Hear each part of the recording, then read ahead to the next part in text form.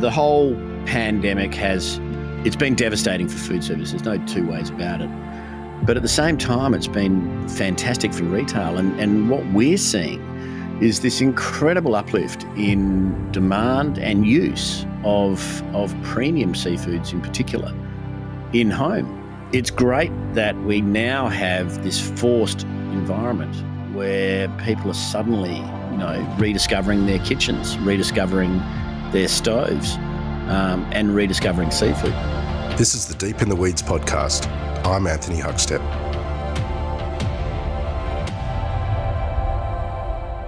During this series, we focused heavily on the cost and impact of this pandemic on the hospitality sector. The owners, the chefs, the sommeliers, and the farmers and growers.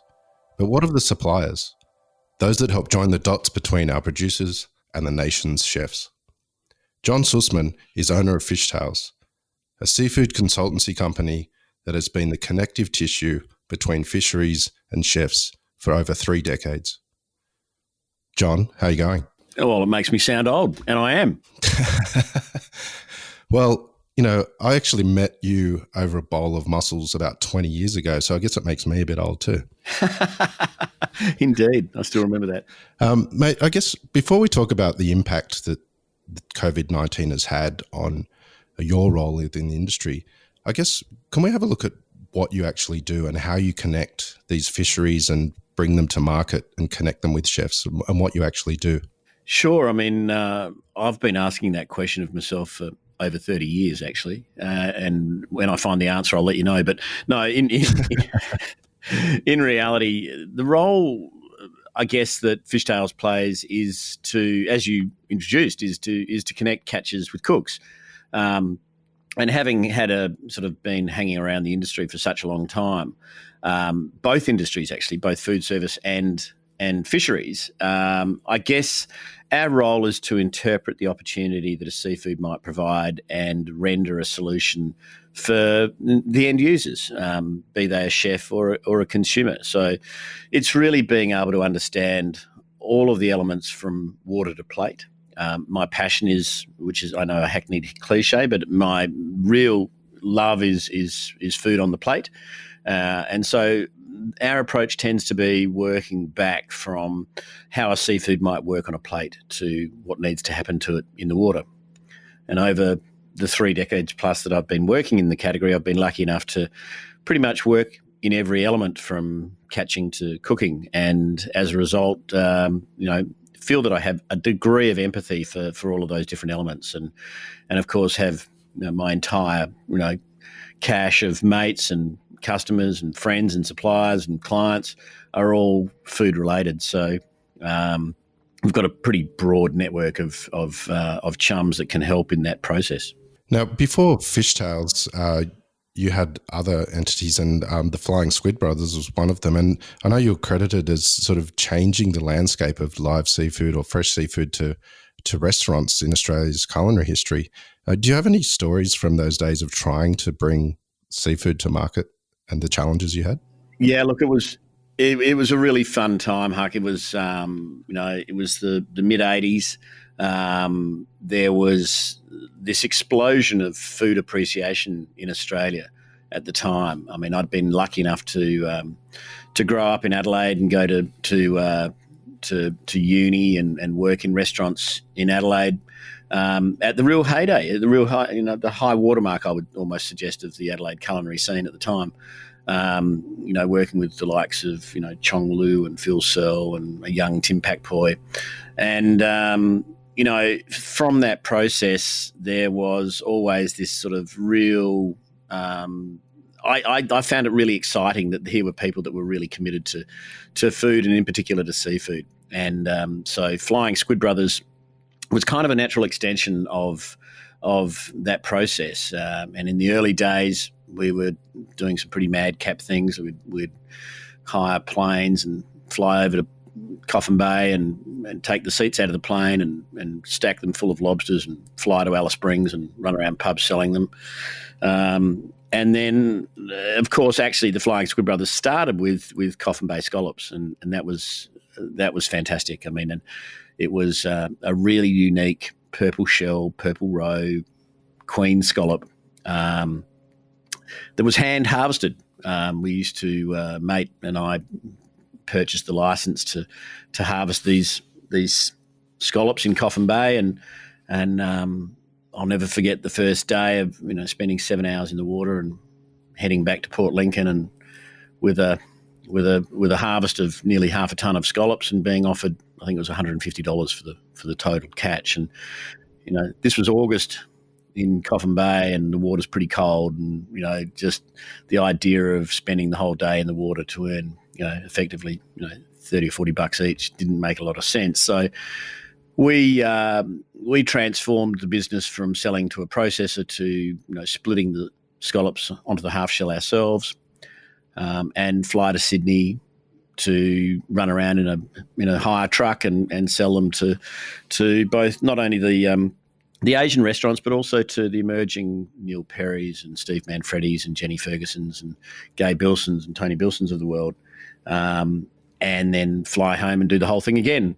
And as luck would have it, that coincided bang on with the sort of the stock market crash of the mid '80s, but it also coincided with the explosion of, as I said before, of food in Australia. Now, I think we need to just go back a bit, because a lot of people won't know that you won a pretty special award as a young man in Adelaide, in the front of house. Can you tell us about that? Yeah, I guess the fact that I get so cranky with restaurant service is born of the fact that I actually have had a long history in food service. And as you said, when I was a student, I actually won the Student Waiter of the Year competition in South Australia, which was I'm not sure whether it was right up there with winning the meat tray at the Port Adelaide Football Club on a Friday night, but it was something along those sort of lines. But it was a lot of fun. I was working in a restaurant called Ayers House at the time, which was a famous old school maroon velvet dinner jacket, tarantula bow tie outfit, where there was a lot of table cooking, and as a result, I sort of learnt the craft of Gueridon service from Lenny Corrales, one of the old legendary Adelaide waiters, and that put me in good stead to take out the prize of Student Waiter of the Year in 1983, which it's something that I don't really sort of lean on too much these days, but wow. Well, thank you for sharing that with everyone. I really appreciate that. Mate, I just wondered, before we get into, the massive impact that this has had on you and your role in the industry, like, why seafood? I know that, talking to you and, we worked on a book together, the Australian Fish and Seafood Cookbook, and, where you share all of your knowledge for Australia in that book. But I know that your father, Dave, had an influence on you with seafood, but, can you tell us why seafood? Yeah, look, I guess I was pretty lucky as a kid growing up with my old man Dave, who was a sort of a cross between sort of Keith Floyd and Indiana Jones, and every weekend and every holiday was all fishing related. He was just a chronic mad fisherman. So, Easters would be up at Loch Nine on the River Murray catching Murray cod, and Christmases would be at Carrickalinga on the south coast of South Australia catching King George whiting, and spring always meant fishing for crabs at Ardrossan on the York Peninsula. I was lucky enough to have been sort of mentored, if you will, in terms of seafood by this absolute mad fisho. And despite the fact that my mother was arguably one of the worst cooks ever to breathe, who could do things with lamb and vegetables that shouldn't be made public, my father had this incredible passion for seafood and was actually a dab hand on the pans. And he could put an abalone through the mincer on the back of a boat and pan fry a abalone patty, or he could boil up a crab and hand pick the meat, or he could sort of beautifully fillet a butterfly fillet of King George whiting and leave it boneless, and pan fried in butter that came from my uncle's dairy farm, and it was pretty extraordinary. So I think it's the lesson in that for all of us is to make sure that our kids eat well and are inspired by food from an early age. Now, the impact that this has had on you. I wonder if you could just run through sort of, the role that you play and what has happened to you with the pandemic. So these days, I mean, we sort of Flying Squid Brothers was of the time and of the place, and from the mid '80s through to the mid '90s, it was a great time to be in seafood, and seafood was emerging as the protein of choice by the upwardly mobile chef. And so, yeah, time and place, it was fantastic. Post the Flying Squid Brothers, I managed to have a fairly exciting life working in variously, the Japanese tuna auctions and in the French fish markets and around the world working in seafood, which, I know this is a long way to get back to the point of the question here, but these days I am back upstream a long way from the process of being directly involved in distribution, although as sort of we work together closely, spend a lot of time talking to and working with chefs to understand where their heads are at, where their pans are at, where their expectations are at in relation to seafood, and also spend a lot of time working with catchers and growers bringing their seafood to market. Now, a lot of those guys may have their sales split between domestic sales and export sales, but predominantly the area of the seafood business that I work in is in premium Australian, New Zealand seafood, which clearly has been, sort of mostly targeting fine dining or food service in particular. And this current situation has had a fairly significant knock-on to not just chefs and restaurateurs, but distributors and catchers and growers. And so it's been this massive transformation of business, but, it's not all for the bad, I think.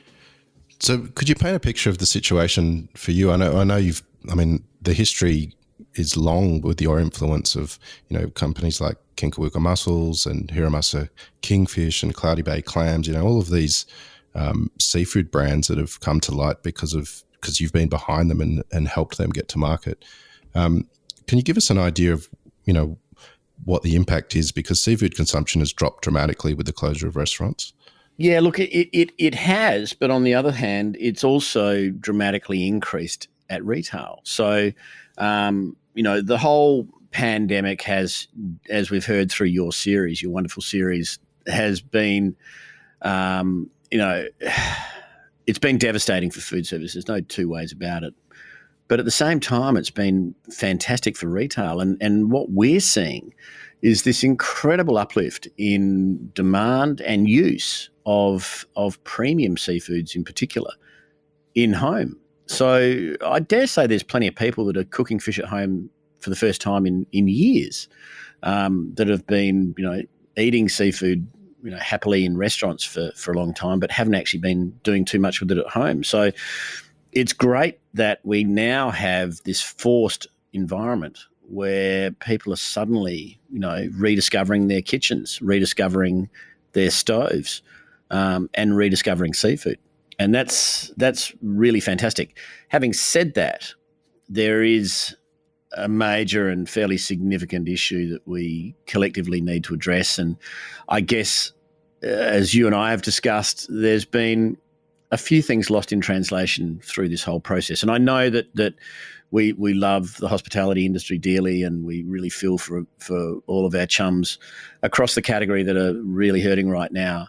But I think it's fair to say that there's part of the conversation that hasn't been addressed, and that is just how fragile the food service industry is in this country, and how, in reality, there were a lot of businesses in the food service sector that struggled their way through the summer of 2019-20.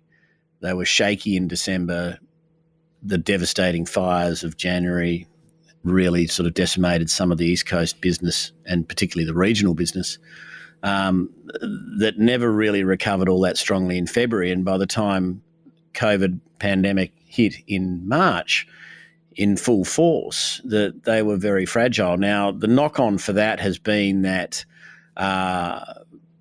their accounts that may be of June from December haven't been paid.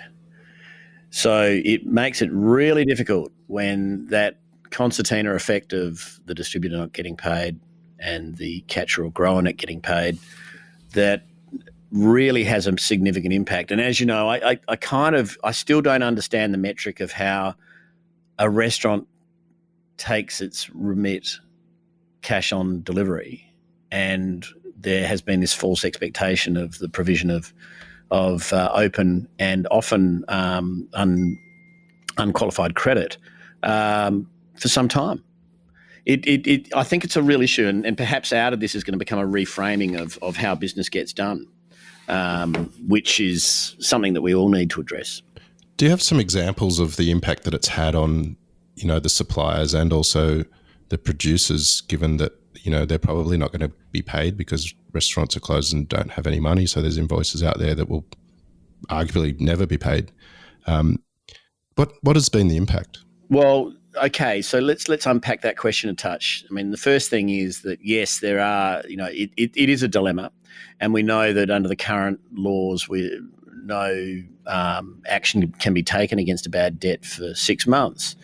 So there is a quarantine period where I think the operators that just simply don't have the resources to settle their accounts can breathe. But when that is lifted, I can't see there being I don't see that it's the responsibility. I don't see that it's actually right for the catchers and growers to sort of bear the brunt of the failing of a business that might be 2, 3, or even 4 layers above their business.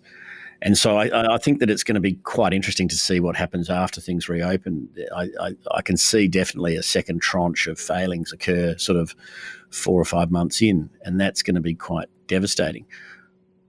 Back to your question about what it's doing with suppliers and, excuse me, and in my instance, catchers and growers, it really is creating some fairly significant issues. I mean, we've seen prices in the markets in Sydney and Melbourne of some items such as tuna and prawns that I haven't seen in 30 years, that would barely be above the cost of production in many instances, if not below the cost of production for the catchers and growers. And you sort of think, wow, this is a really desperate time for some of these guys.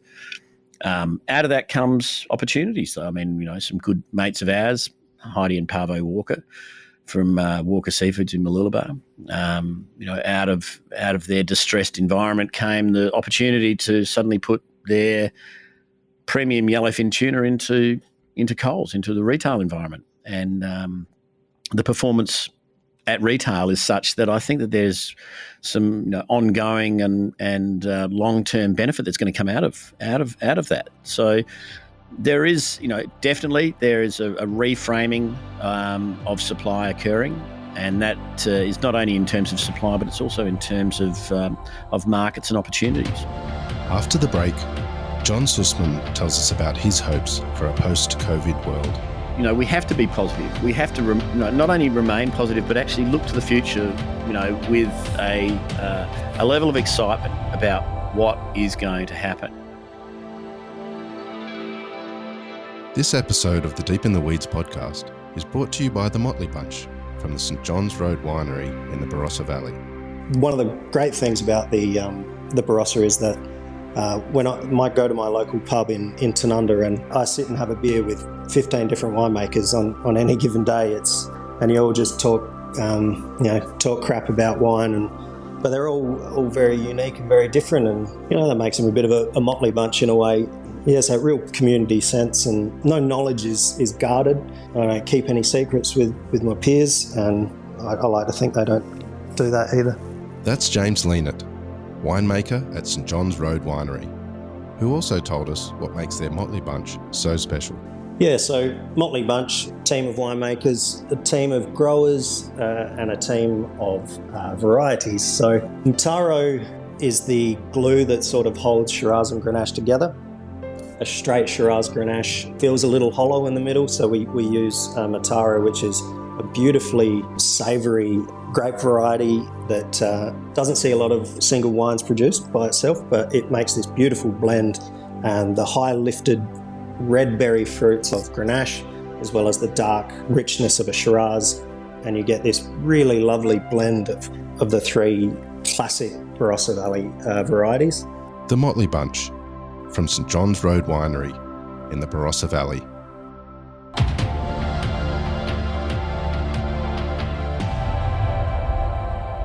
What would you like to see moving forward in regards to change, in regards to the relationship between chefs and suppliers and growers to make it more positive for everyone? Yeah, look, I think it's kind of interesting, and I reflect on what life used to be back for me in the mid '80s, where I was operating when I moved our business from Port Lincoln to Sydney. I was operating out of the back of a retail store in the Sydney fish markets, and every morning there would be a troop of chefs that would be turning up to the front door. There'd be Neil Perry, there'd be Tetsuya Wakuta, there'd be Steve Manfredi, there'd be Jenny Ferguson, there'd be Pete Doyle, Greg Doyle, Steve Hodges, Mark Armstrong. There was just a sort of it was part of their life was to come to the Sydney fish markets every morning or every second morning and pick up what they were going to be using in their restaurant over the next day or 2 days. Regrettably, this might sound cynical, but regrettably, mostly I don't see chefs at the Sydney fish markets unless there's a camera crew or a journalist in tow these days. Yeah. Respectfully, Huck. But Thank you. I'm encouraged by the opportunity for there to almost be a back to the future where suddenly, where there'll be chefs will be encouraged to re-engage with produce, and not just for the Instagram feed, but for the purpose of actually building their menus and serving food that makes sense. And it sounds pretty simple, but sadly, it has been missing. I think in terms of the overheating of the food service business in the last decade, I've really seen a migration from really focusing on the customer to the focus on the business itself in terms of the perception or the PR value of the business itself. So out of this, I am hopeful that in the search for value and in the changing landscape of supply, that we'll start to see more chefs re-engaging with the day-to-day process of procuring ingredients. I think that's a really exciting proposition. And I think, for chefs who have never even thought of the fact that they could actually do something aside from using an online ordering platform or leaving a message on an answering phone for their supply of their product, I'd really encourage them to get out and be part of the supply community on a day-to-day basis, if for no other reason than the commercial benefits. I mean, if you build a relationship with a supplier and they are at the Sydney fish markets or the Melbourne fish markets or even the various wholesalers, primary wholesalers in Brisbane, Adelaide or Perth, if you're in there, if you're active in that process of the selection of the seafood that you are going to use, you'll not only benefit from the knowledge that you'll inevitably pick up, but you'll also benefit commercially. You'll know exactly what's in season and what the quality is. You'll know the value because you'll be able to see what the arbitrary values are across a number of different suppliers immediately. And I think I'm encouraged and excited by that attitude returning to certainly the premium food service. I realise it's not practical for that to occur with large operations and regional operations to some extent, but I do think that it's something that needs to be encouraged and reimagined is how supply actually gets to a restaurant. You've always been a highly creative person that sort of adapts and evolves quite quickly and tries new things all the time. What else do you see? What positives can come out of this pandemic for everyone across the industry? And what sort of restaurant would you like to see championed or more of? Yeah, look, great question, Huck. I think that we have to be positive. We have to not only remain positive, but actually look to the future with a level of excitement about what is going to happen. I am really hopeful, as I was just saying. I mean, I believe that there's going to be a renaissance of appreciation for produce, and that produce is going to be driven by the value proposition, not necessarily the price or the cachet. Its brand values, if you will. I can honestly, sort of look forward to seeing great produce being simply handled in a friendly and relaxed environment. Now, that might sound like the first line of any PR release for the last 300 restaurants that have launched in Australia, but it's actually quite rare that, as you know, that you come across that. I'm hopeful that this in-kitchen experience of ISO is going to give people a greater level of recognition and appreciation for what actually does constitute premium produce, and that they are going to really enjoy it even more when they find it being served to them beautifully handled in a great environment. So I can definitely see that there's going to be this is probably going to be imposed on us as well in terms of like exactly what the dining experience is going to constitute, and it's not going to be elbow to elbow. It's not going to be, sort of the thrust and parry of many of the inner city shops that we've been used to going to, and, sort of hanging at the bar for an hour to try and get a table out and all the rest of it. I mean, clearly that's not going to happen for at least, the foreseeable future. So the experience, the dining experience itself is going to have to be a lot more premeditated. And to that extent, I think that there's going to be a lot more respect for both the customer and the food. And I know that sounds kind of trite, but I just think that we had lost our way to a certain extent, where form over substance had really become quite the fashion in food. And it's now sort of a back to the future sort of approach to the fact that not only is there going to be less money in the economy, but the whole set of values that surround why you go out, I think is going to be sort of reimagined and rediscovered, which is a good thing. What's exciting you in seafood these days? I'm particularly excited by the breadth of experimentation in terms of consumers' engagement with seafood, and I'm not, with total respect to all of the avant-garde practitioners of air drying and conversions of various parts of fish and all the rest of it, I'm actually really excited by seeing people in fish shops buying species that they wouldn't have bought 5-10 years ago. I'm really excited by people having a go with leather jacket, having a go with sardines, having a go with blue mackerel, having a go with pippies and clams, and just really sort of getting outside of things that they may have been used to eating all the time. Nothing excites me more than to see middle-aged, archetypal sort of middle-class people getting into sea urchin. I think that's really exciting. Concurrently, we're seeing a much higher level of recognition for quality back upstream with catchers and growers. There's an awareness that what we catch and grow here in Australia comes at a very high cost. I mean, restaurants aren't the only places where the cost of conducting business is high.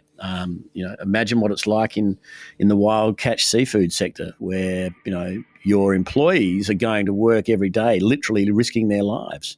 The cost of compliance and the cost of managing their safety is completely unheralded, across the industry. And I think that really, it's got to be recognised that for those guys, producing premium quality is not just it's not ego driven. It's actually a function of reality of what they need to do if they're going to get a premium for their product, which justifies them going out to sea. Now, John, apart from my wife, you're probably the person that I've had meals in restaurants the most on the planet with, and I know how you like to eat. But, someone who's so influential that connects chefs and has so much knowledge on seafood, I wondered if John Susman had a restaurant What would that menu look like, and what would the typical dish look like? Wow, that'd be setting me up, Huck, because I've been, sort of. Look, it would be fish. It would be simple. It would be, and look, I absolutely admire and respect craft skills. I have no question about it. As you know, I'm kind of less inclined to the artistic, technically savvy as against the tasty, technically savvy chef. But I do think that for me, it is about trying to get seafood onto a plate as simply and as quickly and as carefully and as respectfully as possible. And I would like to think that I could have a customer that would trust me and would go with me on the basis of not necessarily turning up in the middle of winter expecting to see summer school whiting or whatever it might be. I think that for me, the ultimate experience is particularly dining out. And as we were discussing before, what the next generation of the dining out experience is going to be. I think it's going to, for me, it would need to have some excitement, some interest on the plate, and that would be for me again produce driven. So yeah, do I answer that question? Probably not. Do I want to be a restaurateur? Probably not. But but do I want to eat in restaurants? Absolutely. And for me, going forward, I'd really like to see people encouraged by the opportunity to present something that's for the customer focused. A bit earlier, which surprised me a little bit. I've known you for a long time and we've worked on a lot of projects together. You put a real emphasis about what arrives on the plate. And it didn't surprise me because I know you love eating in restaurants and you love that moment of enjoyment. But you did place some real emphasis on that being the key. So I wonder, when restaurants open again and you get to eat in a restaurant for the first time, what would you love to eat? Wow, it's probably what would I love to eat? I would probably, it would be a polyglot of greatest hits and memories of various, restaurants that I, love and admire around the world. And I'd want everything at once. I'd want this giant show bag of indulgence that would just give me, the greatest hits and memories from all these fantastic meals over the last however many decades. But I definitely am, as much as I was suggesting that it's all about the plate, it's actually all about the experience, isn't it? And I'd really like to think that it would be in a relaxed environment where I'm not trying to suddenly feel that I've got to, as a customer, unicycle, breathe fire and juggle eggs at the same time, but I can just relax into the meal and really enjoy being out.